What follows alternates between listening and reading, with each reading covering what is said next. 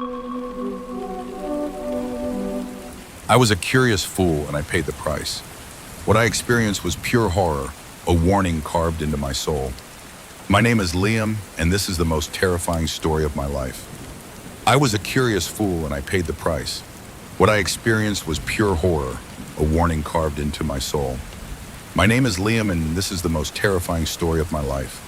The deep web is one of the most fascinating things in the world, not because it makes people happy or anything like that, but because here people can live as their true selves. You can express your own opinions, buy what you want, and be whatever you like. On the deep web, you have complete freedom. This place always attracted me. When the story I'm about to tell happened, I was in college. Many people at my school at that time were active on the deep web. It was almost a trend. With more and more people accessing it, I felt safe, so I decided to try it. At that time, I heard and read many scary stories about the deep web, about how you could be hacked or tracked if you stepped into dangerous websites. People said hackers on the deep web could even find your home address. These stories were the main reason I avoided the deep web, but since many of my college friends accessed it regularly, I decided to try it out. I asked some friends to come over and help me install some software. When he arrived, we opened the laptop and started looking around. He told me we would use Tor, a software that lets you access the deep web. He asked if I planned to do anything illegal. I said no. He said if that's the case, I wouldn't need to install extra software to hide more if I planned to do illegal things.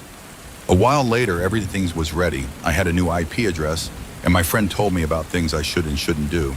He especially emphasized that if I accessed Hidden Way, I should turn on safe mode to avoid seeing things I completely didn't want or shouldn't see.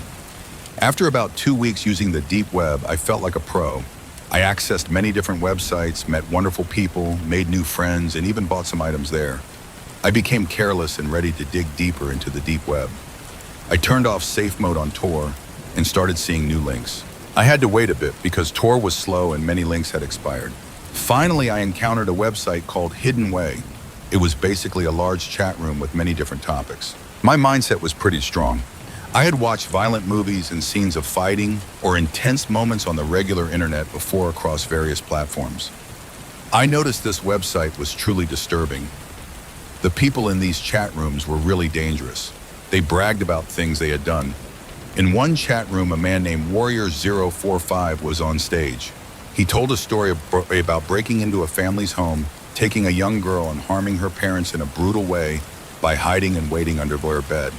Then he continued saying he took the girl to his house, mistreated her, and hurt her. At first, I didn't believe what he said was true. But then he started posting pictures, the most shocking images I'd ever seen, showing a young girl about 8 to 10 years old being mistreated and injured. He kept posting more recent photos of the girl tied to a chair, hurt and crying. Then he posted a picture of himself holding a tool, looking excited. I sat frozen, having seen enough. I started typing messages into the chat saying these people were wrong and deserved punishment.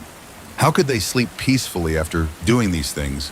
Immediately, people in the chat room teased me. They said I was just a hopeless, worthless kid, like the girl in the photos, and that I shouldn't be in the grown-up area for real men. They called me names. Then Warrior045 said something in the chat below.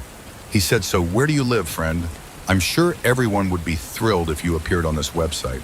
I did something extremely foolish and replied that I was calling the police and they would shut down this website. After about a minute, everything on the website turned black and a chat window with green text appeared. Someone named Admin1 message called the police and you'll regret it. I didn't reply and reached for my phone. What happened next still haunts me. I got a text message on my phone saying call the police and you're done. It even showed my phone number, but there was no sender name, just a blank space. I looked back at my laptop and realized my webcam was on. I quickly ran to cover it, but I saw a photo on the screen of me looking at my phone. I was shocked and frozen. Then Admin1 messaged, "Put down your phone now and open the webcam." I put the phone down but didn't uncover the webcam. Then he messaged again, "Fine, keep it that way." Right after he posted my real name, age, and home address in the chat, saying it would be bad if you and your friends went missing. He told me to follow his instructions so I could never access the website again. I followed each step he said. After finishing, I got another message saying, "Now don't try to come back." Like before, it didn't show a phone number. I still turned on my friend's phone to call the police, but they could never find that website. If you access the deep web, remember not to explore too deeply, especially without special software to protect yourself. I was a foolish kid and only hope no one else makes the same mistake. I was extremely haunted by what happened. The police tried to find that website, but all efforts failed. I found that website just by browsing and clicking random links. It was hopeless to keep searching. The police told me I should change my personal information and move to live with a friend. After changing almost all my personal info, I decided to move in with a friend named Devitt. Devitt is a very honest and hardworking person. He never goes to parties or gets drunk, completely focused on his studies. Devitt was also one of the people I knew at the time who wasn't too involved with the deep web. I told him about my terrifying experience with the deep web, and that's why he agreed to let me stay with him. One night, we were both up very late studying when my phone got a notification. I checked and saw the sender didn't show a phone number just like before. The message said, "Check your computer." I opened my laptop and realized I couldn't control the mouse cursor. I tried moving it, but the cursor moved on its own. Someone had somehow gained control of my computer. I tried a bunch of different commands, but none worked. I noticed the person controlling my computer was uploading software, probably something harmful, but I couldn't do anything. My phone buzzed again, and this time the message said, "Look out the window." I was sitting right next to a window, not knowing which window they meant, so I looked at the nearest one. I saw a man in the parking lot standing near a white van holding a phone. When I looked at him, he nodded back. My phone buzzed again, telling me to press certain keys to start the software. I called Devitt over to see what was happening. He was just as worried as I was. With a man standing right out there, we were completely unsure what to do. Devitt grabbed a baseball bat in case the man tried to break in. I called the police right away, and they said they'd be there soon. I didn't start the software and just sat there. Soon another message came saying, "I'll come inside if you don't do it." I didn't know why he didn't do it himself since he was controlling my computer, but I didn't dare ask. I was sure about 99% that it was some kind of harmful spyware. It would be bad for my computer. I refused to start it. About 5 minutes later, we heard someone turning the doorknob. It was locked, but then we heard loud banging on the door. We were both very panicked. I looked out the window again, and sure enough, the man and the van were gone. The banging on the door got louder until we heard a terrifying sound. It lasted a few minutes, then we heard footsteps going down the hallway and disappearing. I got another message saying I'll be back. I was really scared. When the police arrived, they told me to look at the door. I followed them to the hallway and saw my name carved into it. They started investigating the whole building. A tech specialist came to check my laptop. He ran software to check and investigate the strange program. Finally, he succeeded in closing and removing it. He said my laptop wasn't safe anymore. He said important files had been hacked and damaged. We completely cleaned it. The tech specialist also checked my phone. Like before, he couldn't find out who sent those messages. He told me they'd have a few police patrolling around here to keep me safe in case this happened again. The next day, I came back from college feeling very tired. Devitt wasn't home yet. I went straight to my room and lay on the bed.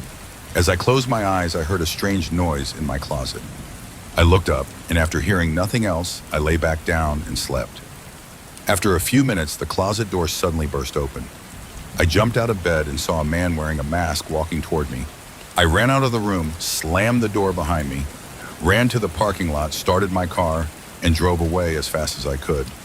When the police arrived, of course, the masked man was gone. My apartment, surprisingly, wasn't damaged at all. They didn't even steal anything. That night, 2 police officers were assigned to monitor people coming in and out of my building, hoping to catch the intruder. I opened my laptop and realized the background had changed.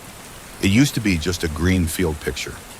Now it was a creepy photo of a masked man like the one the intruder wore holding a knife. I also noticed all my software was gone. The strange program was right in the middle of my screen. I clicked it. The software was already installed and it opened like before. It was like a live stream. I couldn't exit it. On the screen was a boy about 13 or 14 sitting at his computer. It didn't take long to realize I was watching him through his computer's webcam, and he didn't know he was being watched. I saw a chat window pop up in the top right corner of the screen. Someone sent a message saying, "Welcome to this live stream. We're so glad everyone's here. Thank you for being here."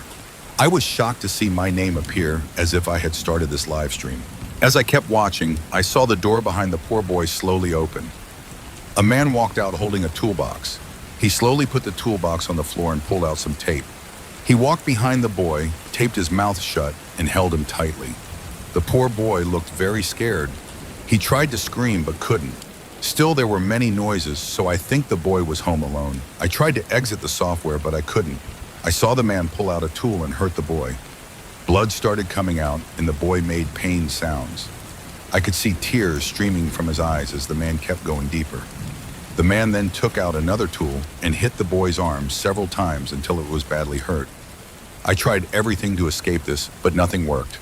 I noticed people watching the live stream were cheering the man in the chat and asking for more actions with the boy. The man then took out an electric tool, used it on the boy's face, and started it.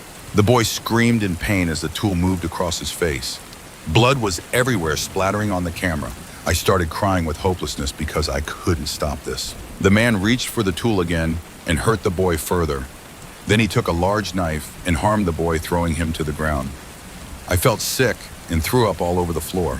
When I looked back at the chat, people were saying terrible things like, "Wow, that was amazing. Thank you for doing this." The software closed automatically, leaving me with that creepy background image. I was sweating, breathing heavily, and felt very unwell. During the whole live stream, I didn't notice my phone getting many notifications. I checked and saw hateful and insulting messages sent to my family and friends. I called my mom to find out what happened. She replied, "You sent that awful video to everyone. I can't believe you're like this." She said she called the police. I felt even sicker than before. Those people had sent the video to all my family and friends, making it look like I sent it. They ruined my life in just a few minutes. When the police arrived, I told them everything that happened. They quickly cleared things up with everyone to clear my name. This time they were very serious about finding those people. About a month later, 4 men were arrested. One was Warrior 045, another was Admin 1, and the other 2 worked with them. The website was found and shut down. I also got a new laptop and phone. I was worried I'd get more strange messages or hear odd noises like in horror movies, but that hasn't happened. Knowing those dangerous people are now in prison feels good, but what scares and horrifies me most are the people who watch that live stream. Those who found satisfaction in it are still out there. There could be many more like Warrior 045 around the world.